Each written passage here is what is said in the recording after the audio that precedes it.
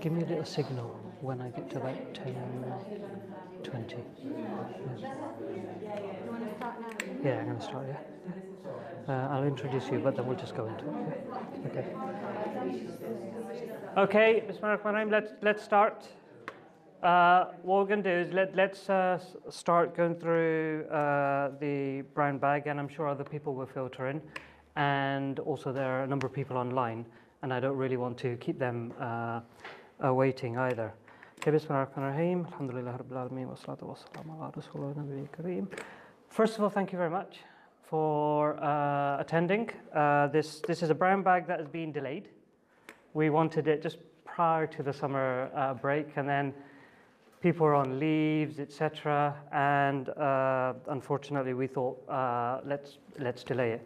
The other thing is, I don't know whether it's good fortune or bad fortune, is in the first brown bag, which was supposed to be pre-break, Nasser was going to present.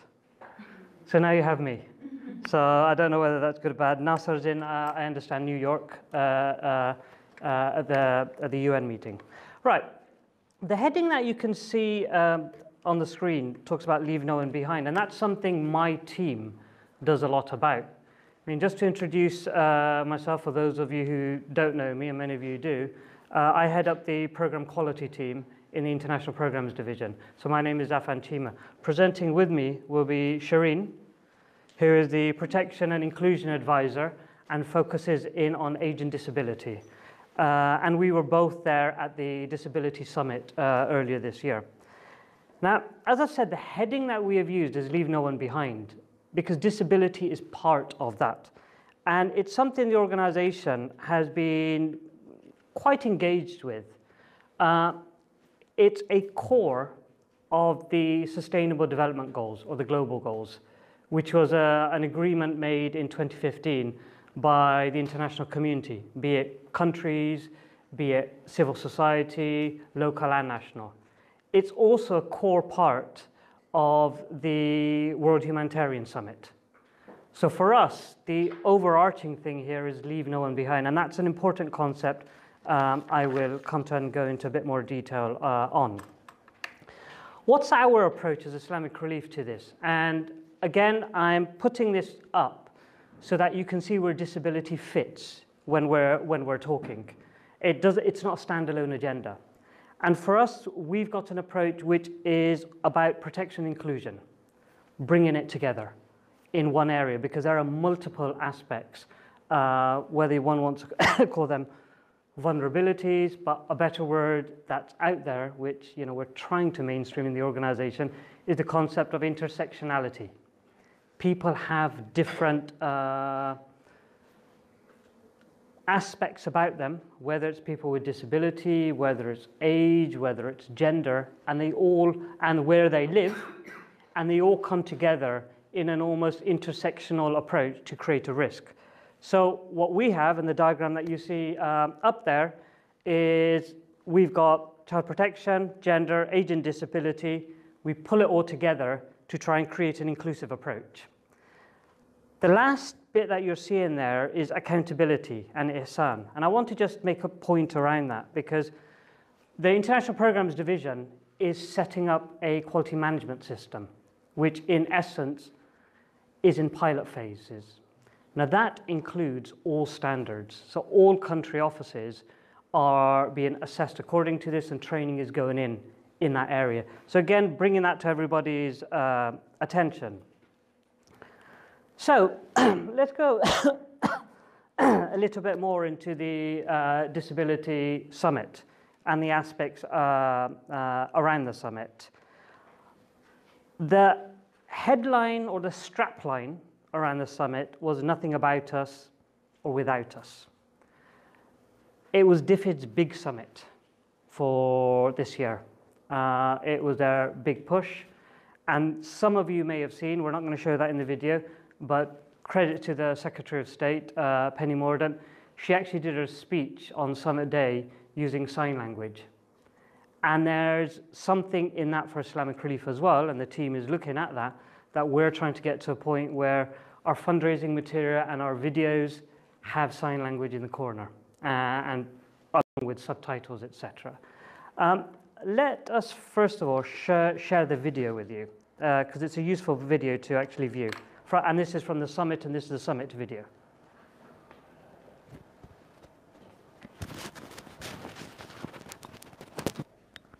Dignity needs compassion and understanding. Now is the time.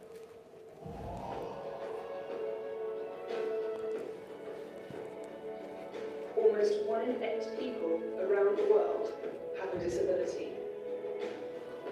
All too often, children are excluded from school.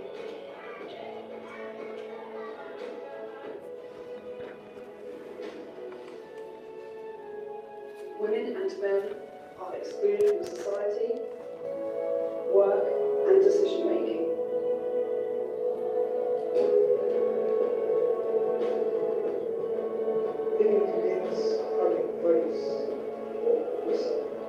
Dignity means listening.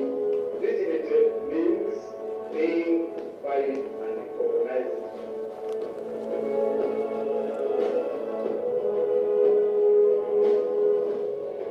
Deaf people are no different to others. They should be treated like normal people. I want a world without any stigma.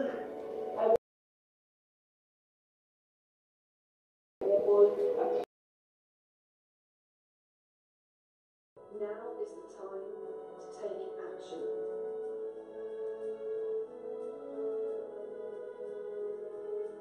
So people with disabilities can enjoy their rights, dignity, freedom, and have their voices heard.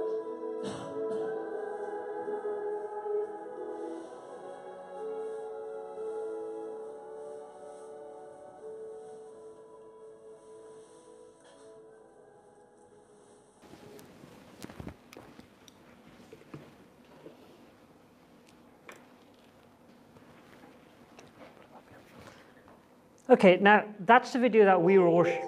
Oh, you need to take it off the YouTube one. You need to actually take it off the. Turn off the YouTube. Due to a severe disability So then just turn it caused off. by polio when she That's it. Put it back. That's it.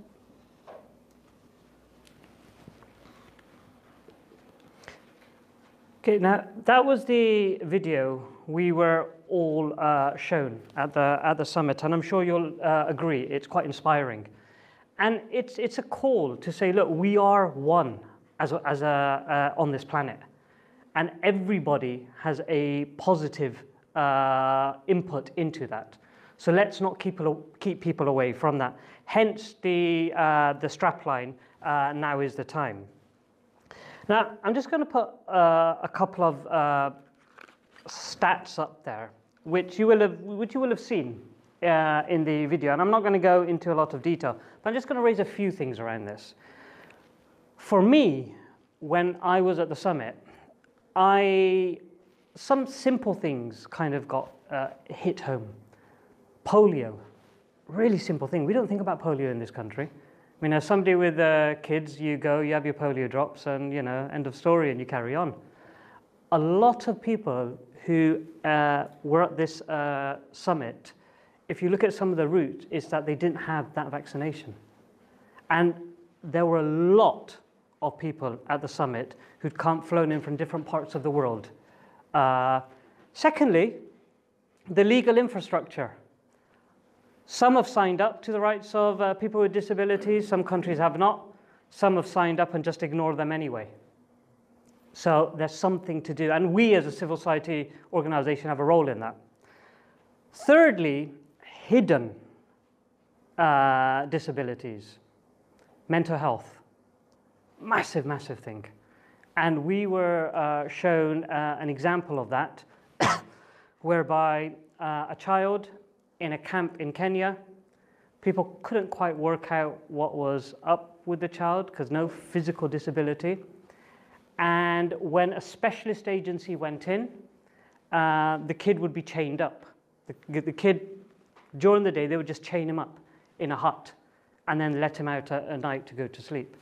And the specialist agency went in, worked with him for a while, and believe it or not, he got into sport and won awards on the basis of that.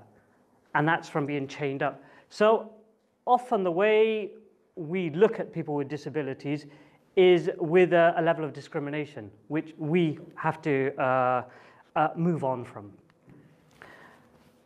A few other aspects around this. It's the prevalence amongst women is massive, and the links between GBV are really significant. And you know, the aspect of women with disabilities, whether it be mental or physical, and GBV them being preyed on, the data is there. So what's a kind of global framework around this? You will have heard of the Convention on the Rights of Persons with Disabilities. I've talked about the SDGs, which is the whole Leave No One Behind summit. Then there's a DRR one, which also talks about disability. So it's coming in everywhere. And as an agency, we're quite lucky in the sense of we're one of the few multi-mandated agencies that has an expert within the organization, i.e. Shireen. Many are not doing that. But at the same time, we're not a specialist disability agency. So what we're trying to do is create referral pathways, and we want that in our programming so that in our programming, when we identify people with disabilities, we have systems to refer them on to specialists.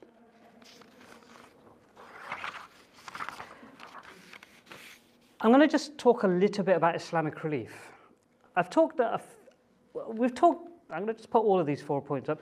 We've talked about the different aspects that we are signed up to and their commitments. There are things that Islamic Relief goes around the world, you know, whether we're running to bilaterals or whether we're running in the Middle East or whether we're running everywhere. We say, yeah, we're committed to the SDGs. Yes, World Humanitarian Summit.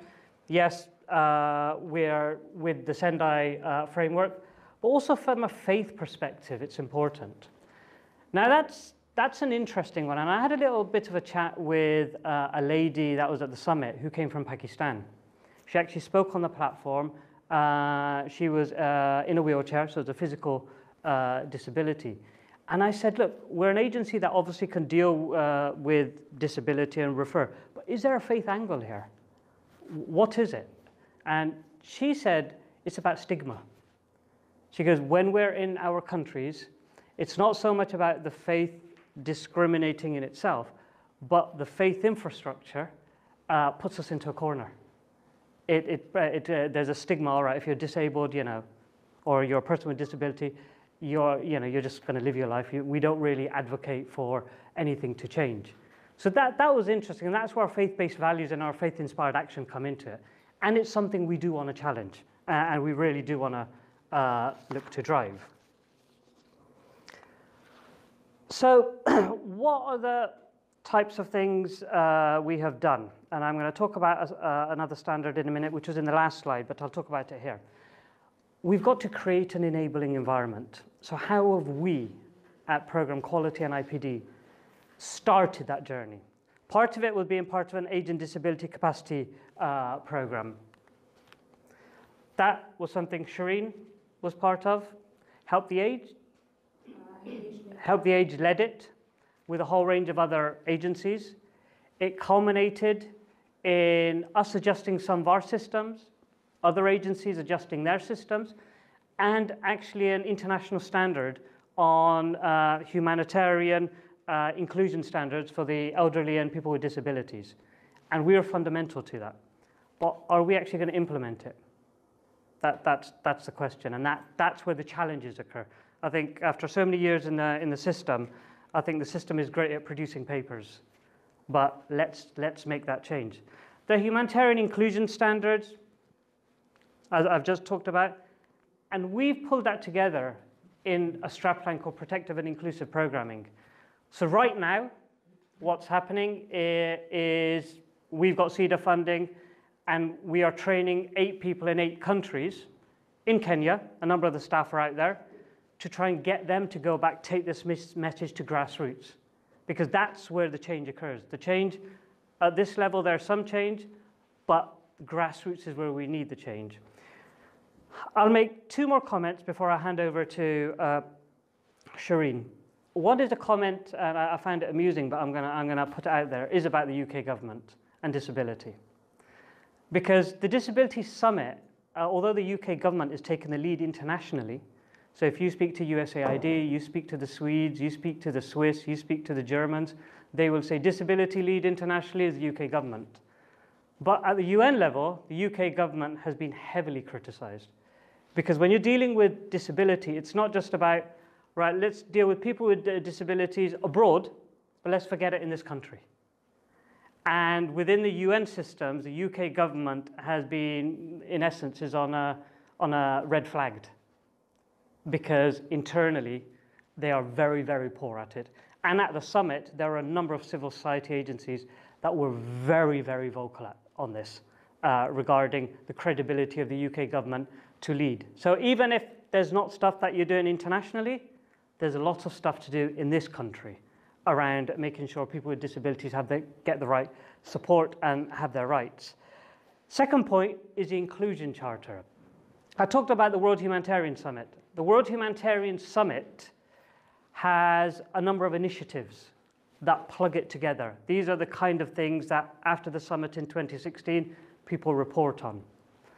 We have now taken leadership around the Inclusion Charter, and we are the ones that report on that. Shireen leads it. We are directly accountable to OCHA, and that has elements such as participation, making sure your systems look at the various vulnerabilities, making sure you're collecting data which is disaggregated up to as much of a level as you can, because if you don't have that data, you don't actually know who's out there in the communities you work in. So that's something that we really are driving. So I'm going to stop there because that just gives you a little bit of a context. I'm going to make one last comment because I think this is an interesting comment before Shireen goes into the themes. And this is learning. How did Islamic Relief get to a point of being so involved in this? We didn't just attend the summit. And Shireen knows that because I said I don't want her just attending the summit. We didn't want her just on speaking, because I told Shireen that's not good enough. We don't want to just be speaking at the summit. We wanted to be in the inner workings of planning this summit. And to do that, this summit was at the end of July. We'd reached out and positioned ourselves as Islamic Relief the previous October. Well, no, October, because when we went to Whitehall and we met Richard. So we'd positioned ourselves nearly 6 to 9 months before so that we could be an absolute lead on this. And within it now, Shireen, you're on the committee that monitors the commitments for DFID. So that gives, again, Islamic Relief a position, but also gives us the opportunity, if we strengthen our systems, to benefit in terms of funding for programs and the learning from programs. So Shireen, over to you. Who will go, and Shireen will go into a little bit more detail on the actual summit and its structure and the commitments that we've made. I'll keep that on the outside, and that's the flipper if you want to see it. Okay. The laptop, I don't know if it's close enough. Assalamu alaikum and good morning. I have to say something. The Global Disability Summit was extremely emotional. The emotions were very high, to the maximum that this video a fan mentioned made him cry. He literally texted me because I was out of the room. I cried myself for 3 times maybe because of I'm so passionate with this, bringing all the old memories, working with children with disabilities. So myself was like, oh my God, finally we have something about disability. But that boy who was chained made a fan cry actually. So it was such a success, to be honest. I will speak a little bit about the Global Disability Summit itself, which Afan already spoke about. Preparations started in October last year, but then stopped because of the change of the minister, and then we started again in January. We picked up on January, and then with a very high level of a stakeholder meeting with DFID, with all the United Nations, specialized organizations, and then I realized, oh my God, there is no one multi-mandated organization. Believe it or not, it was only me sitting around the table. All of them were specialized organizations, either in age or disability or something related to disability, and it was only Islamic Relief sitting there. To the maximum that by April, they had to get an input from anybody other than Islamic Relief, especially on a humanitarian, that DFID took the decision to start a humanitarian network to open up. And it was so difficult just to bring IRC into there, Save the Children, Oxfam, because these are the biggest organizations when it comes to that. In the first stakeholder meeting, there was a plan of a theory of a change about what do we need to change in relation to the Global Disability Summit. And 4 themes were decided. Dignity and respect for all. And this is to ensure that all our programmings are without stigma, without discrimination, without misconceptions, without negative attitudes, and without stereotypes. And already Afan spoke about some of this when he was talking previously in relation to faith and to, I would maybe say that not mainly in relation to faith, but maybe in relation to culture and norms. All of this is embedded in our culture and norms, and this is where Islamic Relief can add a value with faith and how we can change it, because faith will never be prioritizing the stigma of people with disabilities. We, Islamic Relief, were in the working groups, different working groups on stigma and discrimination. The second one is inclusive education, and this is to come to the realization with the statistics that we've seen at the beginning of children with disabilities and protection when it comes to children with disabilities. And those is to make sure that they are with full access to safe and dignified education to everybody, not only to children, able children. And when we speak about safe and dignified access, is not only putting a ramp in a school, having the wash facilities accessible physically, but we speak about the teachers, about the curriculum, about providing the support and the access that they need, not only physical. The third theme was roots to economic empowerment. By the way, all of these pictures are from Islamic Relief. I have to credit some of the pictures. This one is from Pakistan in a research that we've done. Roots to economic empowerment, and this is because of the very low percentages of people with disabilities working everywhere, and most of them, they turn to informal economic opportunities with full access to decent protective work. When they are working, they have no regulations to protect them of any harm. Global disability, this is from Chechnya, harnessing technology and innovation, and this was so high on the agenda because without assistive devices, without support and innovation, they won't be able to be included. So we had a stand in the Disability Summit, and we've met people around that I was surprised that in Kenya itself, you have everything for the children. The whole curriculum for children is totally digitalized and can support all children with different disabilities. And not only that, it was as well with sign language, with full accessible reading. So using that technology was able to provide a platform for all the children with disabilities to go to school. So harnessing technology and innovation with full access to assistive products and services. And we're not talking about only wheelchairs. Of course, physical disabilities when it comes to wheelchairs. We are talking about basic stuff like maybe a hearing aid, a test at birth, things that can support. There was the Global Disability Summit came up with a charter for change. And this is different from the charter for change of localization when it comes to localization and people involved in localization. The Global Disability Summit was co-hosted by the Kenyan government and the International Disability Alliance called IDA. But the Kenyan government wanted to call it Charter for Change. We had a huge discussion with DFID about, can we change the name Charter for Change, because it will create a problem when it comes to another charter for change which comes to localization.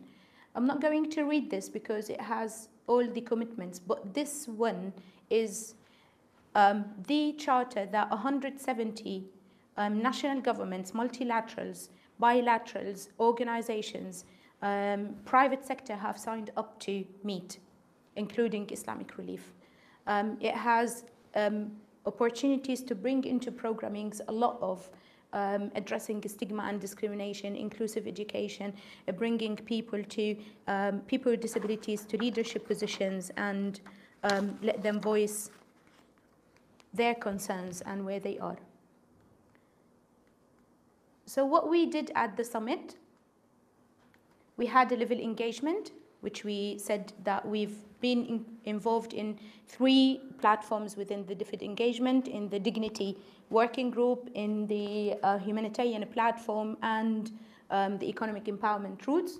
Our CEO was, Nasser was in one of the spotlight sessions for a humanitarian, the humanitarian response on Syria, and he spoke about a research that we carried out in Jordan before the summit. Afan spoke about opportunities of being engaged with DFID very early. When we started, a lot of the people who knew that I was in DFID, calling this, speaking to Afan, a lot of people told us, we have nothing on disability. Why do you need to go there? But actually, being there, we were able to identify the gaps in the sector, and we were able to catalyze our own resources. We did not spend much at all, but we were able to catalyze our resources to make sure that Islamic Relief is in the front line of ensuring no one is left behind. We had a stand in the summit as well called Let's Talk Inclusion Digital Solutions. We had a partnership with 2.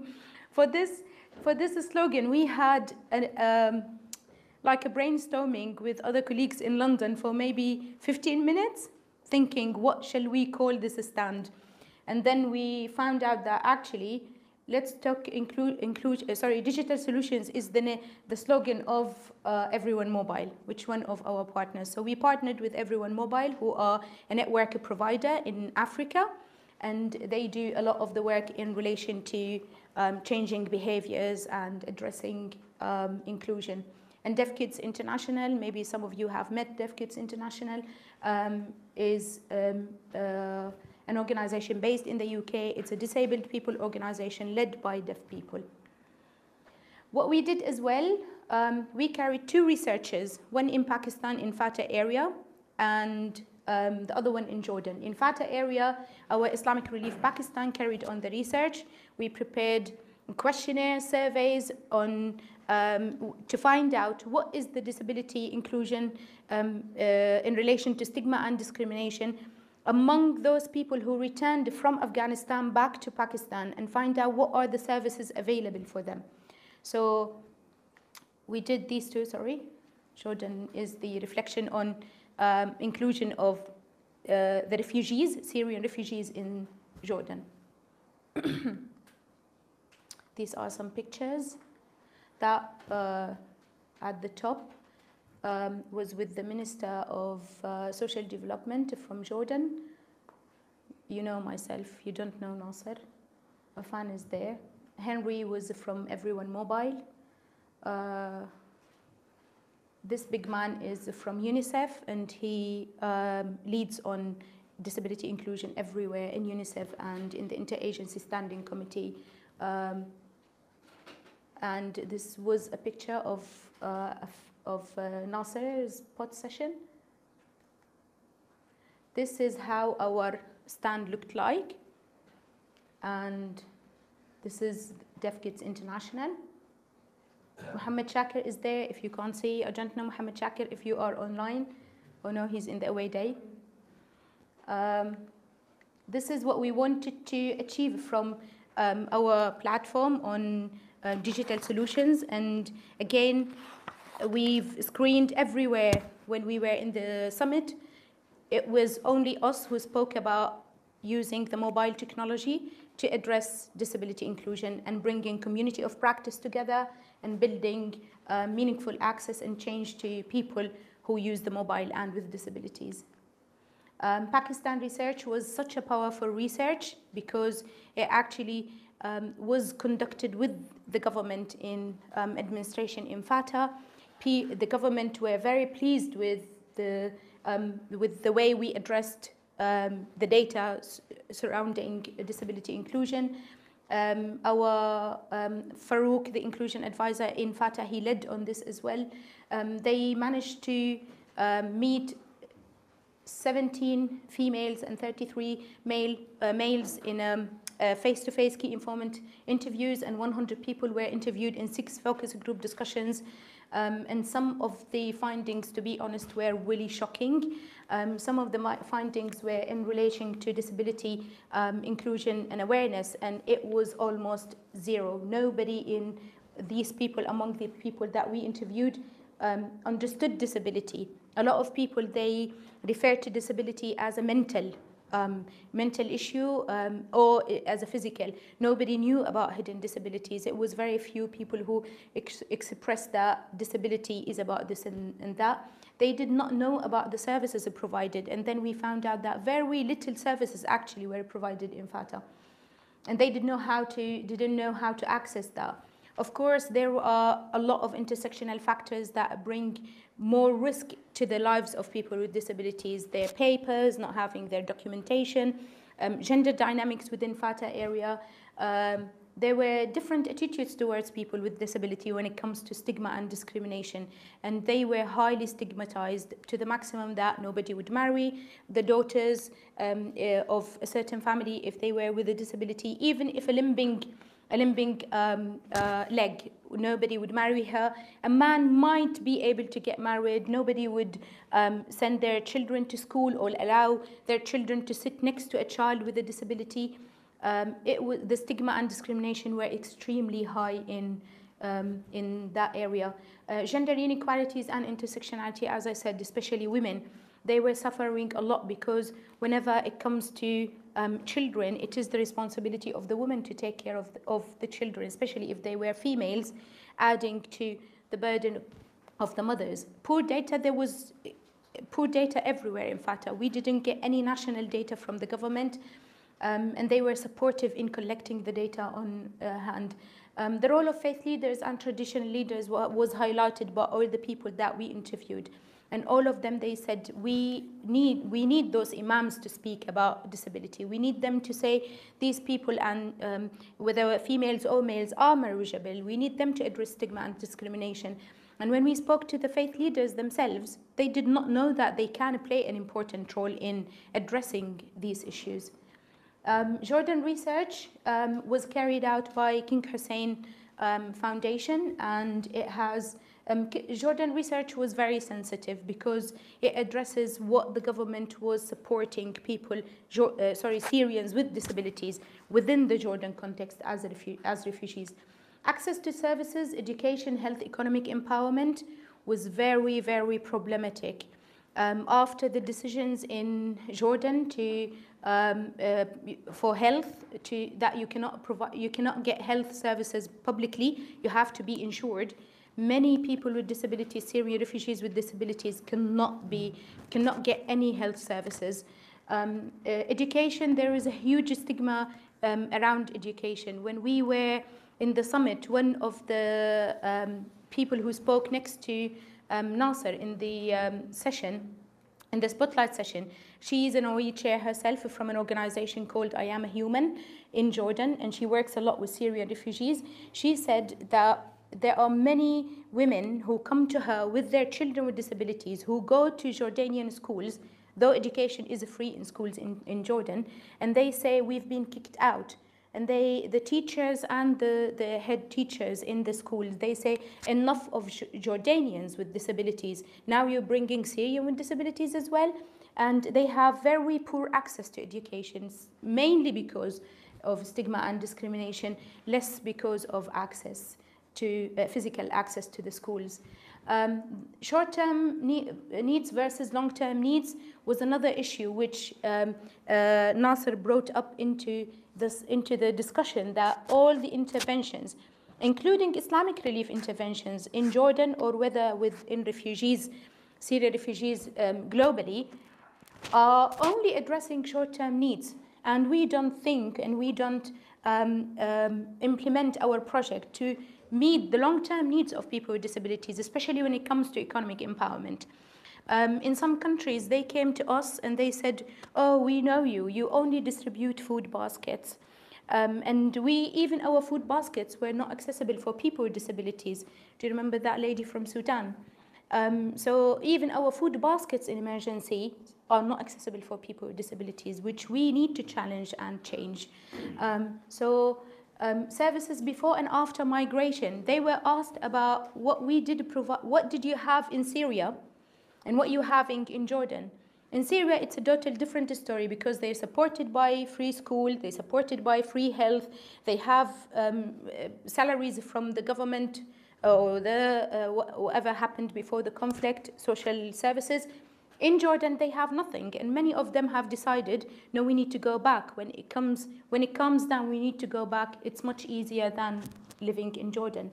Gender inequality was another angle, an intersection of gender, disability, and residency status. A lot of these people with disabilities have mental issues, which nobody is looking into. And of course, poor data, again, was one of the commitments. We had, all organizations had a lot of commitments. And our commitments were on eliminating stigma and discrimination. A lot of the stuff we've already talked about, using the humanitarian inclusion standards, leading on the inclusion charter, implementing protection and inclusion inclusive programming, and having a protection and inclusion policy, which is drafted by Jamie. Thank you, Jamie. Partnership with the people with organizations of people with disabilities, not only work, because we will never turn Islamic Relief into a specialized organization in disability. We need to build those partnerships and referral systems that Afan spoke about. Building our own capacity and knowledge and skills, which we are doing in PQ, mainly to the country offices, but hopefully when we sit down together in the workshop, hopefully we see some of your faces in the workshop after this, and we plan on how we can do this. Faith position as well, and what Islamic Relief can add from a faith perspective. Commitments on inclusive education. Nasser was very committed to inclusive education, and he made very brave commitments that all our contracted Islamic Relief schools must meet the design of the universal design. And when we speak about the universal design, it is so easy. That engineer that he designed building the school, he designed it in using the universal design, which Wasim is looking when we guys move to, what is that building called? The new building. Deinstitutionalization, and we have a great program under AFLAG which provide an approach of alternative care to deinstitutionalization. And when we mean when we speak about deinstitutionalization, it is orphanages, it is institutions only for people with disabilities, and mainly where they sleep in these institutions. So our commitment is to provide the alternative system and the alternative care system, and our one-to-one program is a very good example of how we tackle deinstitutionalization, not only of orphans, but those with disabilities as well. Economic empowerment, we made a commitment that all people with disabilities are to be involved in decision made around livelihood projects, including cash and microfinance. Technology, we are exploring digital technological partnerships, starting with Everyone Mobile and other organizations. Data disaggregation, we are already implementing a data disaggregation commitment under many other platforms, and we made the same commitment here. And specifically when it comes to disabilities, is not to ask, do you have a disability, yes or no anymore, only to use the Washington Group questions, which are functional questions. Women and girls with disabilities were very high as well at the summit. Inclusive gender programming that analyzes and acts upon protection risks, which we are already working on with MPQ. A humanitarian setting is another huge gap when it comes to leaving people behind. Protective and inclusive programming again, and data and evidencing. It's not only Islamic Relief who made those commitments at the Global Disability Summit. Everybody made commitments. It was 170 national governments, donors, multilaterals, bilaterals, organizations, international organizations, and private sector has made those. The World Bank was the braver when it comes to the commitments. They made commitments that by 2020, none of their infrastructure projects will be not inclusive, not accessible. All of them will be accessible. Many of these organizations and UN bodies, they made commitments to a change. For example, ECHO now is working. We all know ECHO Gender Age Marker Tool. They are now working on on a disability marking tool. We already have a marking tool for disability, for inclusion in general. And thank you very much. Yeah. Now open it up for you. No difficult questions, please. You can say a difficult question for Afan. That's fine. Yes, Shabel. So Afan. Quite a broad range of commitments. Which are the top 3 priorities for those? Yeah. Could you just please repeat the question for those who are... Yes, yes. So Shabel asked, there are those priorities, are broad priorities, which are among them are the 3 top priorities for Islamic Relief. I guess they are broad, and when we wrote we didn't have a lot of time to write the commitments. Nasser was joking and saying, you put here exploring, you put here this, you put here that. I'm like, we have to do I have to write these words, because otherwise it's a huge commitment. We don't know if we can deliver it or not. Other than those that we are already working on, like protective inclusion, data, GBV, when it comes to women and girls with disabilities, I would say inclusive education is the highest. There are huge gaps in the sector where, especially on deinstitutionalization of children from institutions, there are no alternative projects, care systems in the communities already evidenced. With our one-to-one sponsorship, and I understand that Aflaq is thinking and Anwar of redeveloping something, this can be a model that can be put for the sector about deinstitutionalization. So inclusive education is a big one. Humanitarian is another big one, and women and girls with disabilities. Do you want to add anything else to that?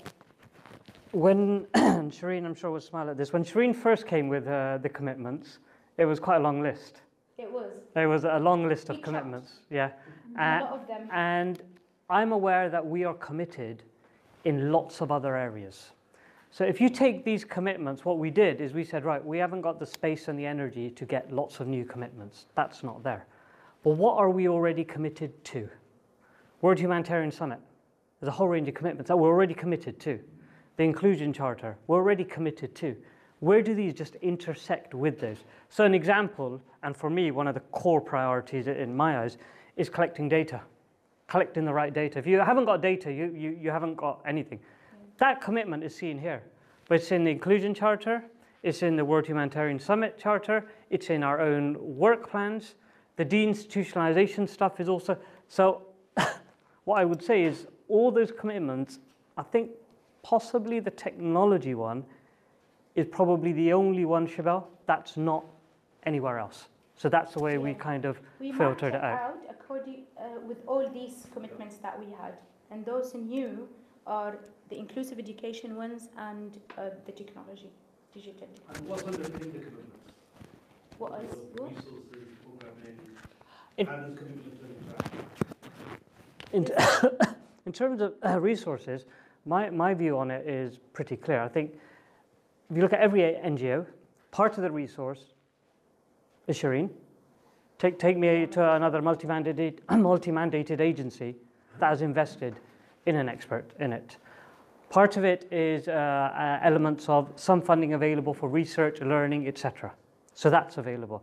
And when we come to programming, and that's the workshop some of the IPD people are sitting in after this, it's about saying, okay, how can we make our programming better?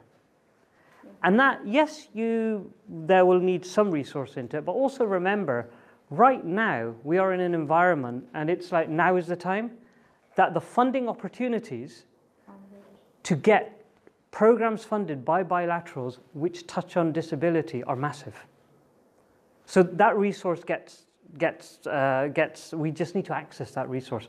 And we are positioned right now for it, but obviously that can ebb away quite easily. We can lose that positioning. Yeah? Masood? It's a related, it's not a question, maybe a suggestion. We've got loads of, as Shabana has mentioned, loads of commitments, yeah? I think it would be good for us if we can have some sort of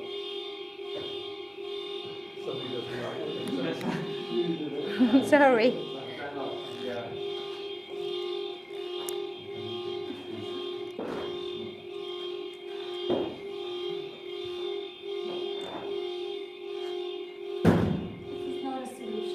No, it's stopped. What I'm suggesting is some sort of timetable so that we can reach and achieve those targets. It could be from 7, it could be only 3, it could be only 2. But we need to reach and achieve those targets. Yeah. That's one suggestion. And the other suggestion is, I think we are talking about a lot about disability, people with disability.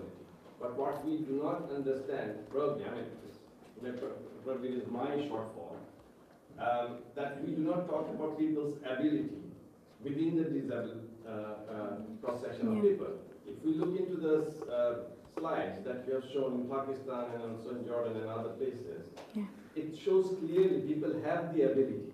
Although they could have physical disability, mental or any other impairment, but they have ability. So I think we need to have a slogan like respect ability, not talking about disability. That's very nice. Yeah, it would give a positive, connotation. Positive sense. So something like that. And the third thing is Islamic Relief as an Islamic faith-inspired organization. I think among the priorities, the faith, interpretation should be very important. Yes. And engaging with faith leaders. Because you cannot achieve anything only with engaging with civil society and government, unless until you engage at the grassroots level. Thank you very much. On time frame, we were very generous, to be honest, and I'm not sure we want to tell you the time frame, so you don't not prioritize this agenda. But we had a good time frame because we had to submit this. What happens now after the Global Disability Summit, there is an accountability framework, an accountability forum of these organizations who were at the summit along with the Kenyan government, and they are creating by hopefully end of October a framework for accountability, and they will be holding all organizations who made these commitments. So we had to submit a time frame, but taking into consideration our own resources, what's happening now, and how I wouldn't to come back to that resources thing. I think we have lots of resources in Islamic Relief. It's full of opportunities. It's maybe only to rethink how to do stuff and use these resources to achieve more than one commitment. I do agree with abilities and disabilities. I hope it comes the time where we have this slogan everywhere. Faith, yes, and it's only Islamic Relief who can provide that. And that's why we made the commitment to have something on disability and faith. And we used even our own resources with the commitment to make sure that our own existing initiatives such as the Channels of Hope Child Protection, Channels of Hope Gender, which are already based on faith methodologies, is to look into the inclusion into these two methodologies and strengthen them, and make sure when we speak to faith leaders and traditional leaders, they get the message on this. Thank you very much. Do you want to add anything? Any other questions? Yes? Mashallah, the work that you're doing is fantastic. Thank you. I think we need to be spreading that work more and showcasing it, because it's what makes Islamic Relief so unique in this area and leading the way amongst other charities. Is there a plan to showcase this kind of work to our mainstream donors? On an international level, we're leading the way, but our original donors, our supporters, they don't know what it is that we're doing and how we're so advanced in everything. Yeah, you mean our IR partners? Our partners are on the ground donors, so through the partners. Nasser spoke to me actually to start thinking of something with IR UK, to look into donors within the UK. Hopefully in the workshop afterwards, you need to tell us how to reach out to any other donors that we don't know with other than IR UK community and institutions. Externally, we are very active on a number of platforms. Basically, everyone knows what Islamic Relief is doing externally. Name it, everybody. We've been even outside in Europe, in the European Development Days, speaking about our protection and inclusion. And I just want to emphasize again, when we speak about protection and inclusion, we mean child protection, we mean gender-sensitive programming, we mean people with disabilities, we mean older people, we mean any excluded groups that could be ethnical or has a specific other social dimensions of discrimination.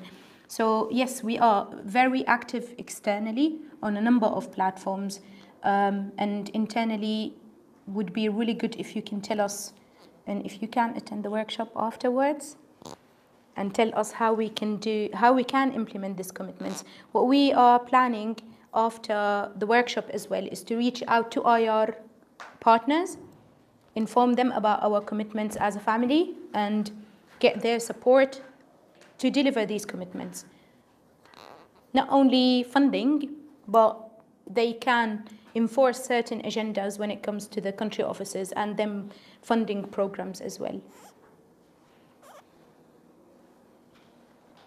Any other questions, Danny? Just in terms of those two research projects, yes. One in Pakistan and one in Jordan, were they internally commissioned projects?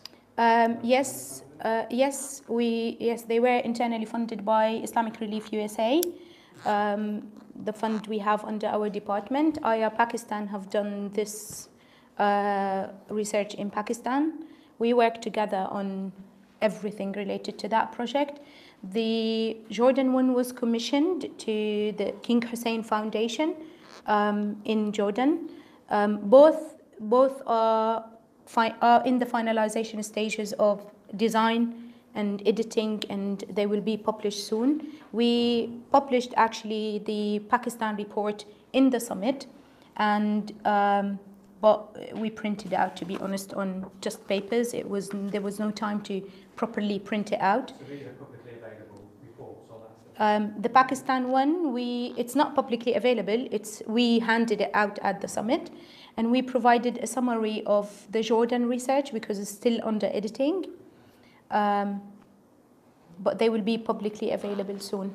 Just make a comment on that. They're both, one's commissioned internally, so our Pakistan office is able to do that because we have invested in a protection inclusion lead who had the capability and the training to do that. The second one, we wanted our Jordan office to do it. They did not have the capacity to do that. So hence we went external to the King Hussein Foundation. And it's also interesting seeing the challenges that come along with it. Pakistan, government was behind it, government backed it, we haven't got any real risks, etc. Jordan, on the other side, in the summit, their ministers were a little upset at some of the messaging we were giving. And we've had to go back to check some of the facts. And we're having a conversation with them, which is we are going to publish this, But if there's a factually something incorrect, then tell us. But we're still going to publish it. So yeah, so there's you get the political stuff when you start talking about rights as well coming into this. Yeah. It was a bit sensitive, the Jordan one, and especially when it comes to economic empowerment. Because basically Syrian refugees are not allowed to work in Jordan in 99 listed jobs already. So when it comes to economic empowerment and us telling or encouraging the Jordanian government to open routes for empowerment and economic involvement of people with disabilities, Syrian refugees, it's almost impossible. So yeah, there were some sensitivities around that.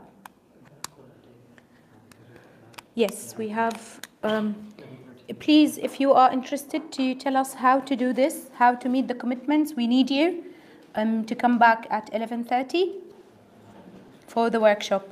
Thank you very much.